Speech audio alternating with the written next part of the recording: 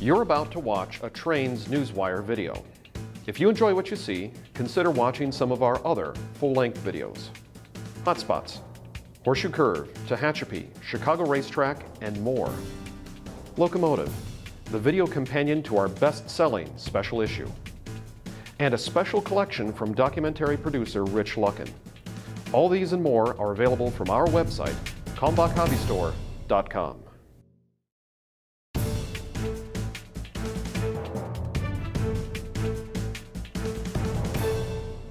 Hi, Trains Nation, Jim Wrinn with you for another edition of Newswire Video. We are here to review the week's news as we've reported it on Trains Magazine.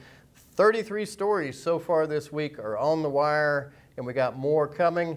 You'll notice I have a new co-host today. Steve Sweeney is on vacation, and I have the pleasure of hanging out with a great American, one of our terrific designers here at Trains, and the host of his own show on MRVP, the fabulous Drew Halverson. Yeah, thanks, Jim. It's great to be here back at the Red Desk. It's an honor. Now, have you done this before? I can't remember. Did we drug you into this? Long time ago. Okay. I didn't think you'd welcome me back, but here I am. Yeah, I know. It's amazing. But sometimes... Well, yeah, when you're desperate. When you're desperate, I know. So, Steve Sweeney, here's to you out there on the plains, or actually you're in the Rockies, I think, today. Is he really? He is. He's Wow. out there in some really pretty country. Well, speaking of the Rockies, there's a big story out of Colorado this week, right? Yes, yeah. Yes. Durango and Silverton, one of the most popular tourist railroads in the country, obviously one of the most beautiful ones too, suspended operations through June the 17th at least, and sort of a cascading effect on that. Yeah. They've had to lay off 150 people.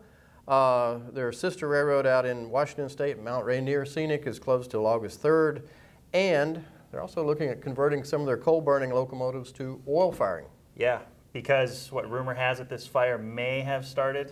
There's some reports that people did see the fire after the second train went by the other day, after this so-called 416 fire started. Yeah, so I mean, that's going to oil might be a good thing. It's a shame though to see that they have to do all this shuffling and, oh my gosh, shut down the ops out in Washington too. So. Yeah, it's crazy. But beautiful railroad. Hope the DNS recovers soon and gets back to normal. Yeah, that's one of those things that it's one of the places I've always wanted to visit and I haven't yet. I know you've been out there a long time. I know art director Tom Danneman's recently been out there with his brother, and it's just such beautiful country. Oh my gosh. I mean, I got to get back to Colorado, and hopefully they get up and running soon. You'll love it when you do.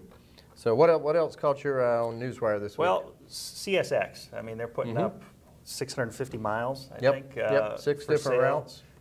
Bunch up in New York, West Virginia, one back in your home state, Yep, North Carolina. back in North Carolina, down in the eastern part. And Kentucky, too. So, I mean, it seems they're continuing this process. And I don't know, what do you think is going to happen? Who's going to gobble these things up? It's going to be interesting to see. You know, a lot of the short line operators are really prolific in that area. Corman, Gulf and Ohio. Yeah, there's some other railroads down in that part of the world that could pick up some of those things. The one that interests me a lot is the Cumberland Valley subdivision east of Corbin, which is a lot of the old coal feeder lines out in there. And of course, a lot of that Appalachia coal is gone now or just unwanted.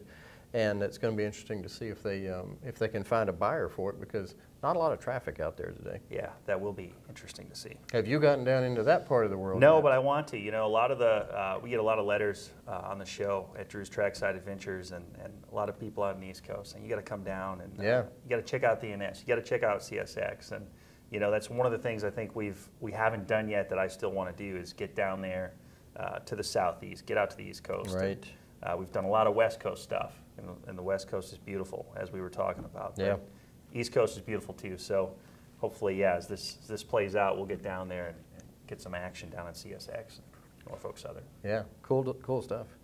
Over on Amtrak, we're reporting that there may be a hot meal option on the Lakeshore Limited and the Capital Limited after all. Just a couple of days ago, they went to this fresh and modern, I think is the way they couched it, option for passenger cars, for passengers in the sleepers for their dining car service. And now we're hearing that they may go back to some sort of hot meal option later on.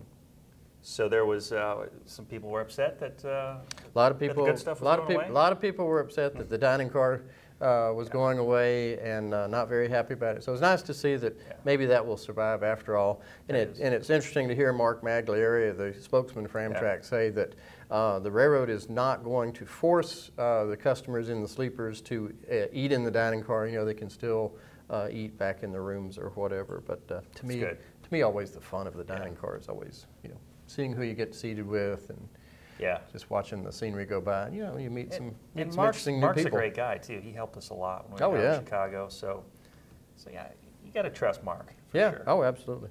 And then also on Newswire this week, a letter from Richard Anderson to the private railroad car group and also the Association of Passenger Car Operators, talking about balancing the needs of the national system versus the Southwest Chief, and also the fact that or in Anderson's viewpoint, it's time to take a look and see what changes should be made to the national system. This will be interesting. I mean, because a lot has already happened since he took over, and Amtrak is one of those things to keep your eye on for sure. And that's what we're doing here. I mean, it looks brand like new sheriff in town. Brand new sheriff in town. Now, he's not retreating from his viewpoint that the railroad should not be operating charter trains. And he's also saying that private cars are still going to have to go terminal to terminal. They can't come off en route, as was the case in the past. So, interesting letter from Anderson there. Be sure and check that out on Newswire. What else you got on your list? Well, you know, it's been a while since I've been up in the Iron Range, about a year. It's always beautiful country up there. And I saw a little story about, you know, BNSF might see an uptick in traffic because of U.S. Steel opening up another blast furnace up near it's Taconite plant. Taconite plant. Yeah, that stuff, yeah. It's Minnesota. It's a Friday. Can't pronounce this stuff exactly. We'll call Doshinsky and ask him how But more trains in the range is a good thing, I think. Yeah, that is a cool area. Really cool part of the world. And it's going to be interesting to see just how much that taconite traffic does come back. Yeah. And I mean, you're a music guy, right? Yeah. Try to be. I think we were at a Dave Matthews Band concert. We were. One time. No, yeah. I mean, Chicago's got a couple festivals coming up this weekend, and so if you're going to be in that area, going to those or just commuting, I think Metro's going to up the ante and add a few more. I've got some more service for you guys. So that's good. Got a cool story about that as well. That's all I've got so far. I got two other things to tell you about. One, we've got a report about Santa Fe 2926, that big 484 that's been under restoration in Albuquerque for about 17 years.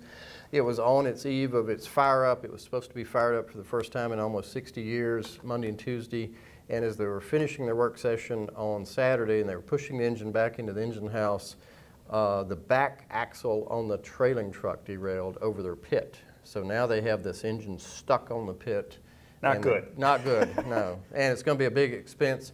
Be sure and check out the Newswire item, and if you are so inclined, a donation to that group will help them take care of the extra expenses for picking the engine back up. Any idea of time frame now?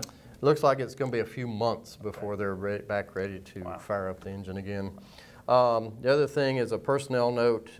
Somebody very prominent in our industry, Linda Baldar, the head of the Short Line Association. We were just at the Short Line meeting in Nashville a few weeks ago, and she's resigning effective July the 27th to go to work for another trade association, but did a lot of good work in her short tenure at the Short Line show, or at the Short Line Association. So good luck to her, and here's to the Short Line folks finding someone as good as Linda did. And anyway, we're happy to wish her well.